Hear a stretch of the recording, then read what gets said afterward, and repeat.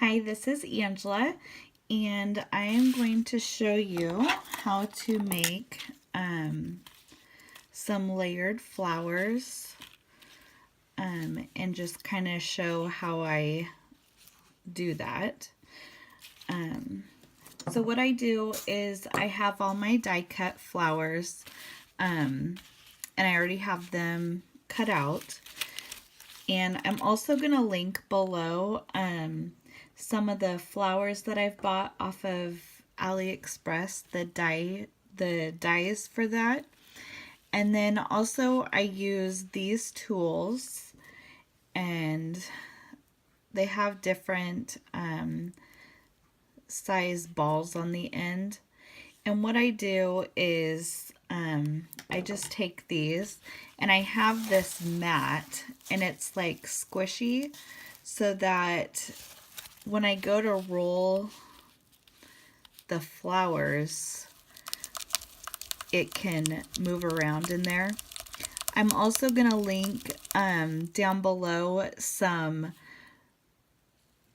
of these on AliExpress, and then also I'm having a hard time finding another mat because I've had this probably for like 15 years. I have no idea where I got it or what I had it for. And so I'm going to link another mat that could possibly work just as well. And I'm also going to buy that. So I will update later if that works out. But I just keep going, and you can do this basically with any flat flower die cut. And I'm just basically taking this large circle, and I'm just kind of rolling them. You could do this with flat flowers that you buy from Michael's, any of those. And I just see, my mat is starting to kind of get worn out, so I kind of have to find a squishy part of it. But and I just kind of keep rolling these so that they just you just want to make kind of a 3D effect. And so I've made tons of them. What I do is I sit and watch a show, and I just keep making them. All different sizes. The paper I'm using right now is Tilda, and it's Sweet Christmas. And I'm making some flowers for that line. Because I'm doing a swap for that. So, and then here's my glue gun, and what I'm going to do is just kind of show you how I keep just layering. And I start with the smallest, and I put a little dab of glue, and I just kind of work them like that. And I just keep layering.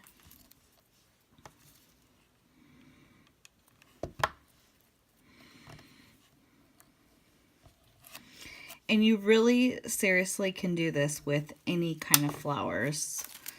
It doesn't have to be, like, these are all different flower dies. None of them are the same. And I just keep layering. And I want to start out with the smallest because I want to kind of keep folding these up so that as I layer them, it's, smaller from the inside, and as they get larger going out. It's kind of harder to work out and in because your flowers kind of flatten out more, is what I'm finding. See, like, these are completely different, like, flower groups of dies that I've bought. And so you just keep layering those up. Sorry, my dog's in the background making snoring noises. He's getting old. And then I just keep layering. And you just want to have a little peek out. I mean, and some of my dies, like I don't sit there and try to get every piece out. Like this one, you know, I could run it through again and try to get that out, but I don't really care because when it layers, it's not really gonna show that much. And it kind of makes them different. These are some that I've just started making. And it's really interesting because when you don't think it's gonna look very good, but you just keep layering. And then like I have some really teeny tiny ones.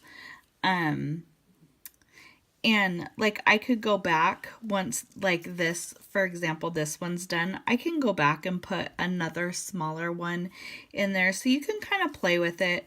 I do have some larger flowers that I could always make bigger.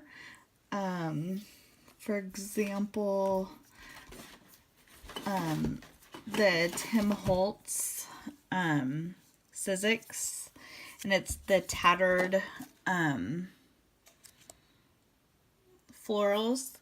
Like you could definitely come back with bigger flowers and do those and layer those up even.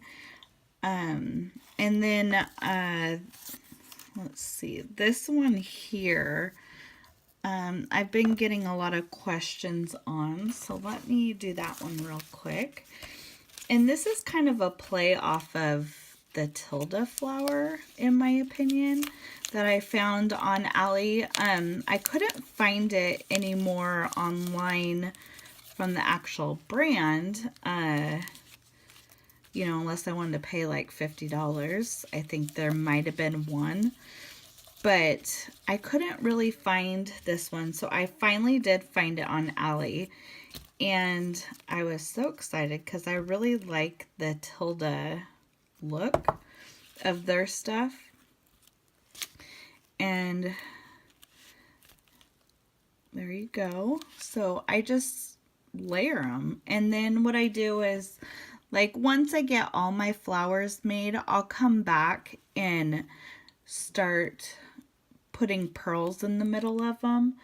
And I can link the pearls below also that I've gotten on Ally. So there's just like some other ones that I've got going here. So I just sit here and make flowers and watch you know, movies or whatever in my craft room. Kind of when I don't know what I want to make, I do stuff like this, especially for a swap, because a lot of people I'm finding don't have dye machines, so it's kind of fun to make stuff for those people because, you know, they don't have access to it, so it's fun to do that for them. So that is some of the flowers I've made. And then also I was going to show like some of the dies just so you can get some ideas of different dies that I've found online. And, you know, they don't have to match, and I just throw them all together, and when I'm running them through my machine, I just, you know, pick out 5 different patterns, and then I just start running them all through. So I get all different sizes and styles and all that kind of stuff, and that just gives a variety, and then it doesn't look, you know, perfect when you're cutting them out. It's just kind of something fun to do. So that is my show on how to make the flowers. And again, I'll link some different dies down below. I have been seeing some new ones that they've been listing on Ally that look like they would probably work perfect with these. And I'll link those below too. Yep, so that is everything. And here's some more that I've made recently.